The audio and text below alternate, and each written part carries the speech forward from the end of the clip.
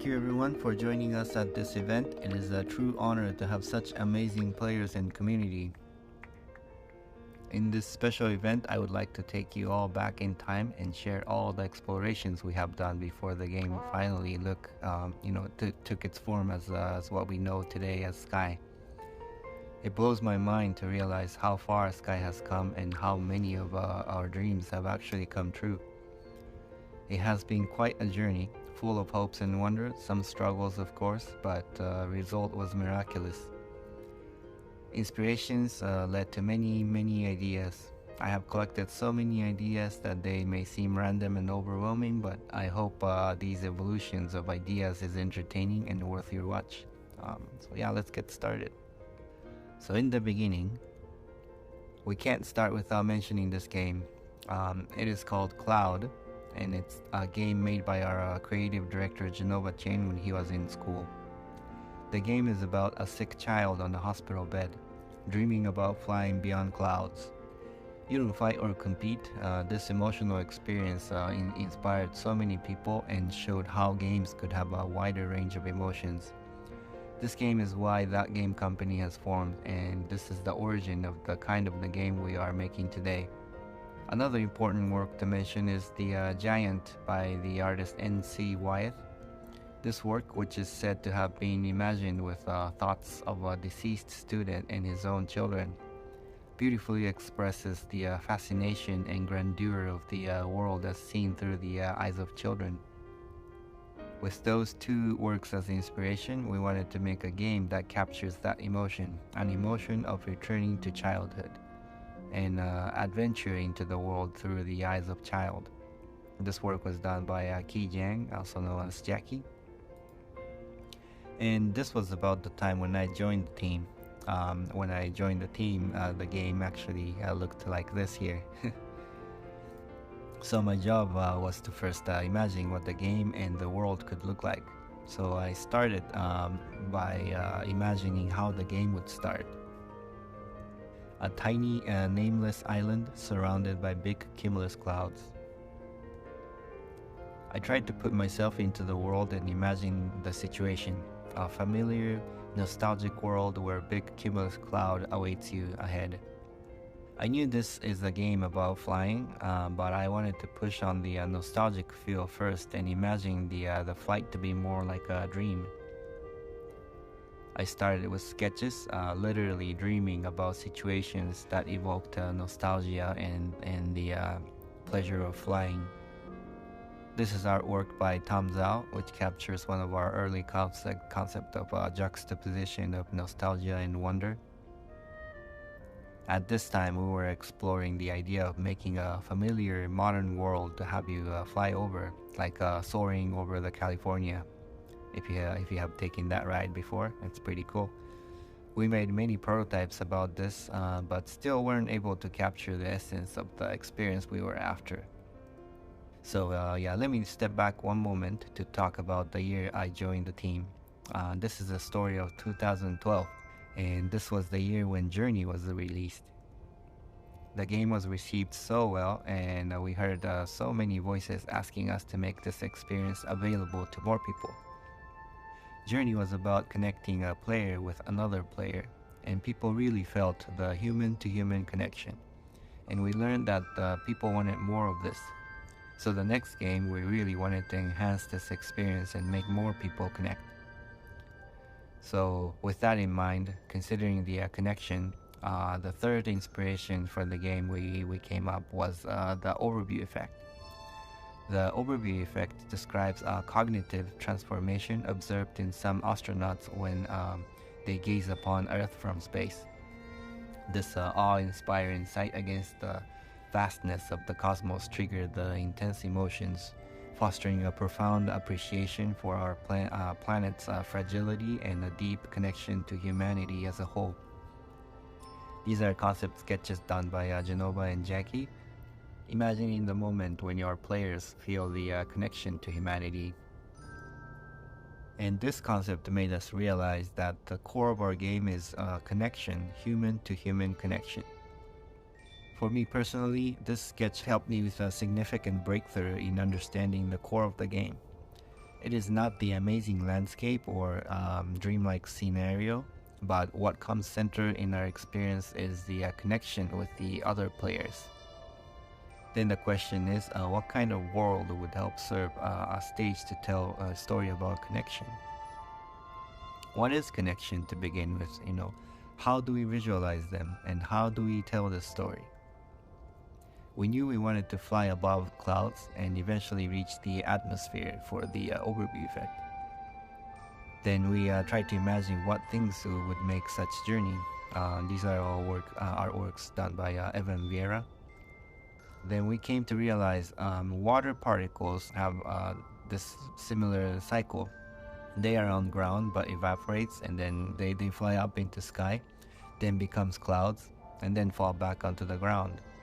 We found this very intriguing, and we tried to apply this into a story. It's a story of a cycle of particles all heading towards the storm to be purified and then to be reborn again. With those particle story in mind, we then tried again to reimagine the world, the look of the world that they travel through. Try to imagine a world above clouds. Maybe these particles are physical form of people's dreams and memories. When they travel through clouds, maybe clouds reflect those memories and make that into physical forms. I have personally been fascinated by clouds and have observed many clouds. Staring at clouds and imagining shapes on them was my second nature, so it was pretty fun time to sketch out clouds, shaping them like a piece of clay. Tried many iterations, trying to get a sense of a world from them. But then soon I realized that a world made entirely by clouds makes the world a little unrelatable. We live on grounds, and things on grounds give us way more context to play with. But the dilemma was that we wanted to make a game about flight in sky. So I thought, why not bring the ground itself up into the sky? So I tried thinking about a ground that floats. But my issue here was that I tried too hard making these terrains to look exotic, and this was still not very relatable. So then I went back and onto the ground again, going back to my origin and imagining how I would start the game.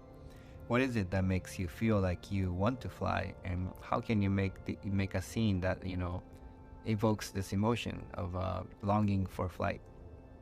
And there's something to this concept, an isle beginning, a call to adventure. We have iterated on this first level of the game the most, but it's interesting to see how the concept of an island at the first level stayed true until the end. I'll be honest, we have been hitting a wall. We couldn't really figure out a world that was fun to be around.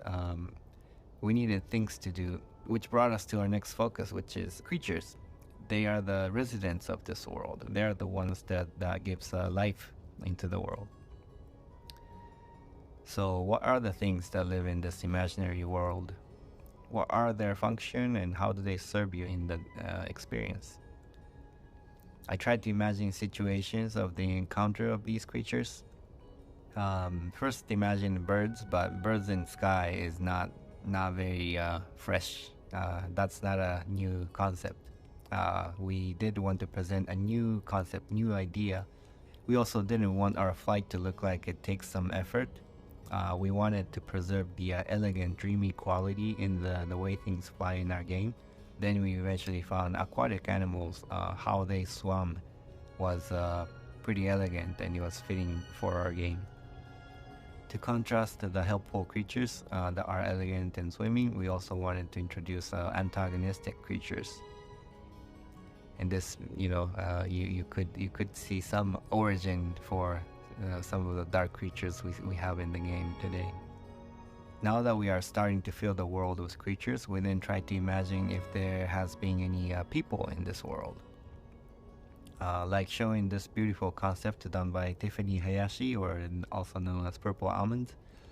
It would also add much depth in the world, to have history behind. Civilization would also bring possibilities to introduce puzzles to the game. It was really fun imagining, pieces of puzzles, made with ruins. So we brainstormed who are these people and what do they do. We tried to imagine civilization that could exist in a cloudscape. Do they live in caves? What are the materials they have to build their homes? Where do they get these materials? What's the surrounding biome? Because creatures are aquatic, maybe the landscape should also be inspired by aquatic things.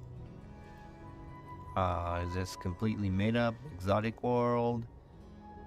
One of the efforts in trying to bring the concept of connection back to the core, we tried to imagine the world connected by a giant tree. These are some sketches done under this concept. Also, because of the aquatic reference, we also have thought about a world sunken underwater. This was a very interesting concept for me personally, but felt like it took the attention away from the sky. We did wonder if we should make these people still alive in the world or have them perished. Ruins underwater did make us realize that we prefer the civilization to be gone. We like the poetry of players to uncover the mystery through their own experience, rather than have them, talk to an NPC and, have the NPC talk and describe what happened. Having these people gone already also brings the opportunity to introduce antagonists to the story. Whatever that destroyed the civilization could be the challenge for the players as well. In this concept, you can see some dark shards penetrating through these ruins, and you could see some hint of how we've done the darkness in our game today. Eventually, the world is starting to show its form to us. Things are starting to come together. Terrains poking out of clouds like islands, surrounded by creatures gracefully swimming in the air, and ruins awaiting for the players to uncover their mystery. Now that we are finding the general structure of the world, we then dove into figuring out what the story of these people are. What are these people to begin with? Why do they live in clouds, and how did they live, and why did they die? That's quite an overwhelming question, so I again went back to the sketchbook and trying to imagine, being a player. What does it feel like to meet these people? People of clouds, what's their life like? Then I tried to remember our original inspiration. Why was NC Wyeth Giant was such striking image? For me, it was because it made me remember the perspective of a child, when the world felt bigger than me and it was filled with mysteries. So I went back to the sketch and tried to imagine a giant in clouds, witnessing a giant in clouds appearing, and trying to imagine what would I see if I followed that giant. This imagination sparked many ideas for me. As a child, I found many of the things adults did felt mysterious and ritualistic, so I simply tried to reimagine and translate it where I saw adults did into this weird cloud people doing their jobs that I didn't understand. Thinking about jobs made me bring back the idea of particles and cycle. What if these cloud people had a job to make these particles move around, to circulate these particles? We used to call them as motes internally back then. They harvested them, collected them, and shipped them to have them cleansed by the storm and to have them reborn. Perhaps they were part of the cycle, but because they are gone now, it is now players' job to take these modes and put them back into the cycle, maybe. The idea of harvesting and collecting modes gave us new understanding about these people. Maybe things they collect are precious and they were obsessed by it, much like how humans are obsessed with our resources.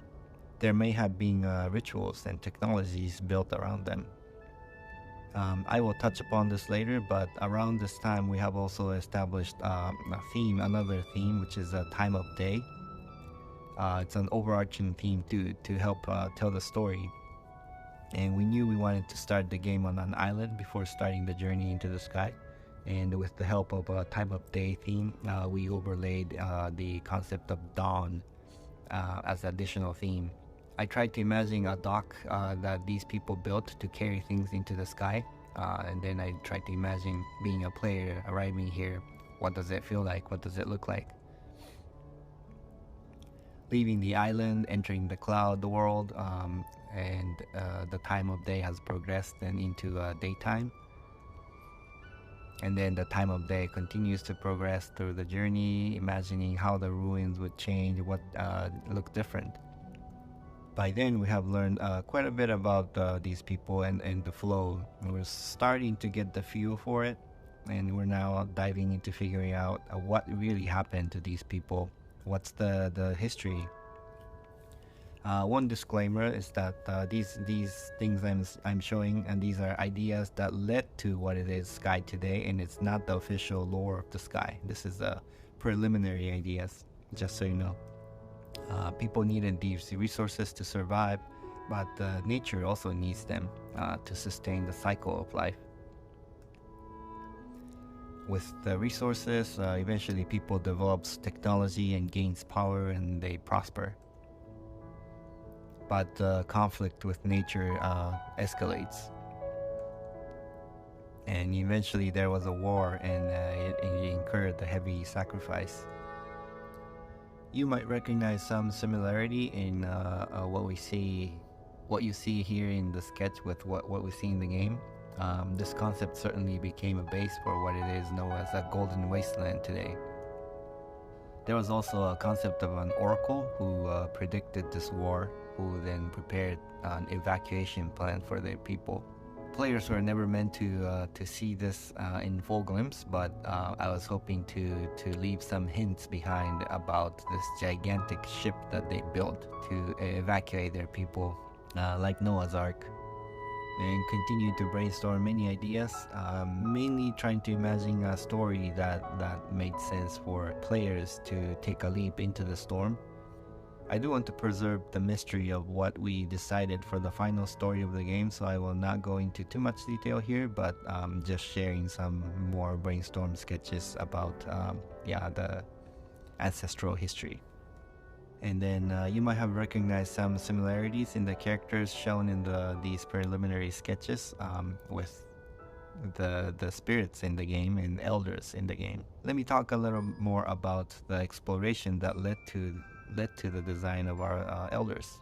We are talking about stories now, but don't forget that we are making a game. It's an experience. Characters we introduce in the game has to have a significance in the player's experience. Prototyped in the game, we came to realize that we needed a strong beat after each major sections of the game, like how we fight bosses at the end of the levels.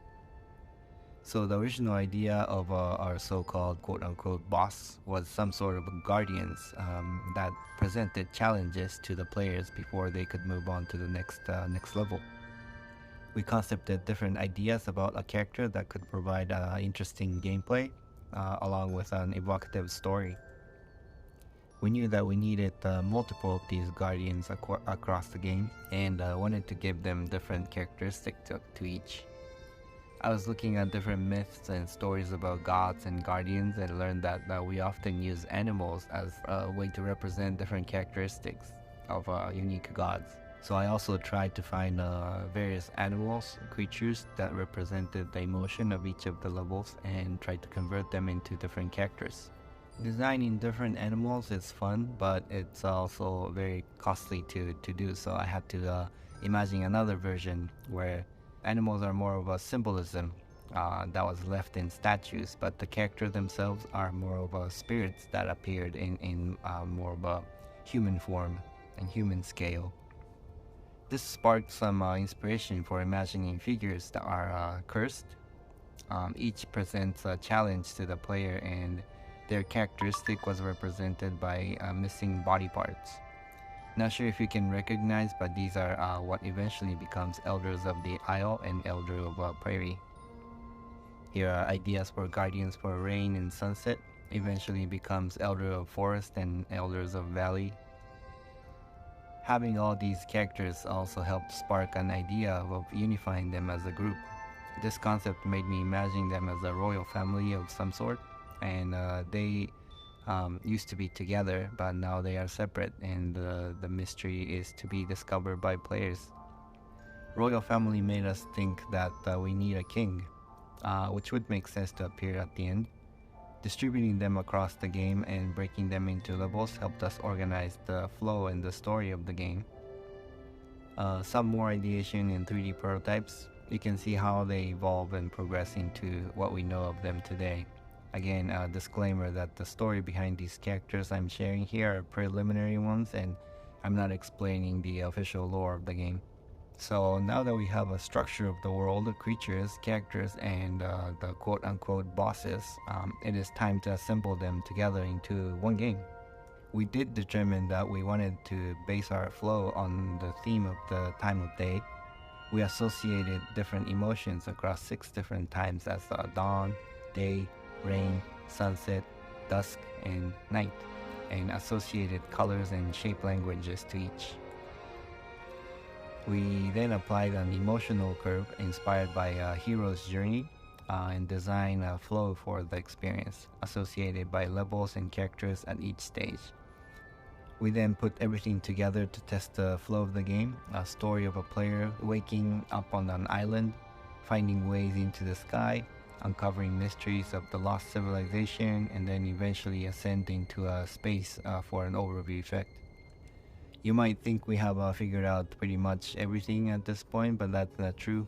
Devil's in the detail. I will share only some of the different iterations we have made on each of these levels. Dawn, we knew it would start on the island, but there was still some idea of mixing a mirage of the modern world to make this initial level give a strong sense of threshold. We played with the idea of leaving our world to enter the realm sky. More ideation of the isle. We had versions where you rowed a boat to enter the sky realm. The concept of the boat was debated until pretty late in the phase. The shapes of the clouds at this level was also iterated a lot. A giant wall of clouds to fly over, or a hole in the clouds to penetrate through. This level has been, by far the most iterated level. We have explored so many ways to lead up into the sky. Next up is Prairie. We used to call these realms by the time of day until pretty late. Many of us, including myself, still reference these levels by the time of day. These concepts by Tom helped us determine the color of the terrain in the sky. We wanted to reference biomes from high altitude. Here a concept of bird's nest. This is pretty close to what we see in our game today in Prairie. We have settled on round and soft shape language because of the secondary layered theme of a human life. This is the second stage after the birth. It's the childhood stage, so we wanted everything to be round and soft. Pretty close to what we know of Prairie today, but at one point we wanted players to go through a cave before coming out to see the blue sky to contrast the open, vast feel of the sky. You can see here in the sketches some preliminary versions of the gates that led to different levels, or shrines that helped you change dresses you wear. And then forest, we needed emotional curve that dips down a bit, so we added rain as another time of day. Rain was another tricky level. This was probably the most iterated level after dawn. We tried enchanted forest feel. We also tried this level to be to have an elder who seduces you. We also tried to make this level like puzzles or mazes, trying to visualize complexity of the adolescence as the human life theme. This is the third level. After childhood, you became adolescence. There's a mixed emotion. This is a time of the life where your emotion is really complicated. So we tried to also represent that visually.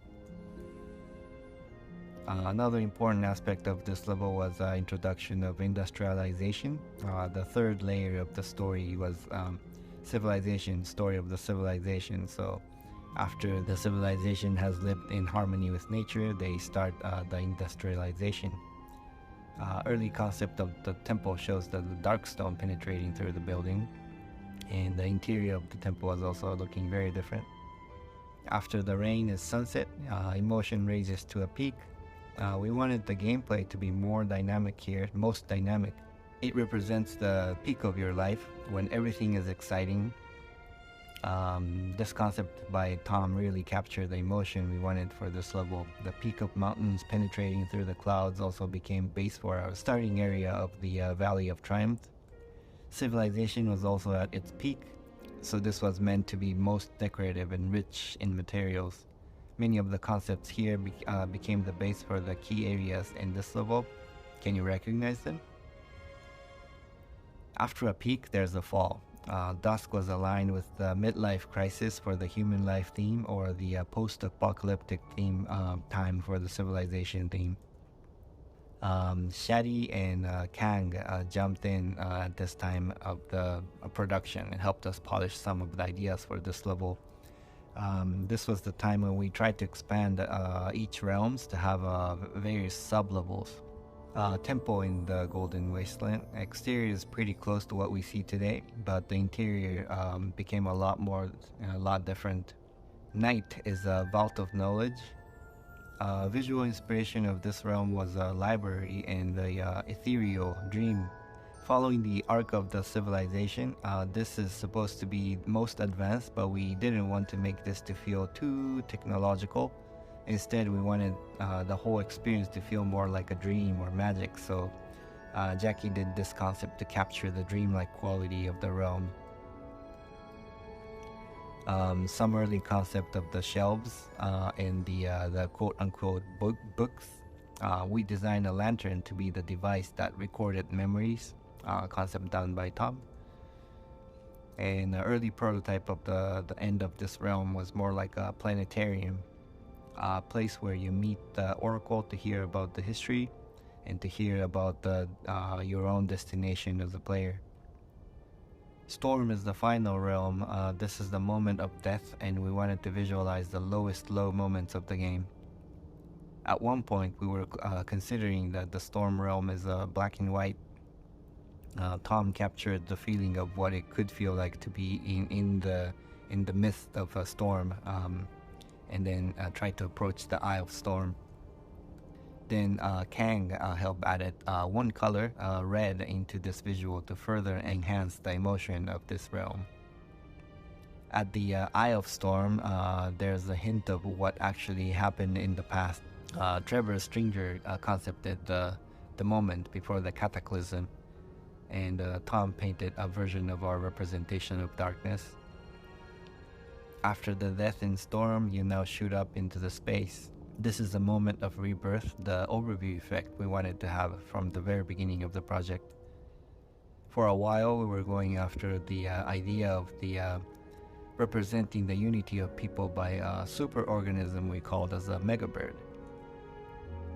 Here's Kang's emotional capture of the moment when everything is coming together. And the evolution of the megabird.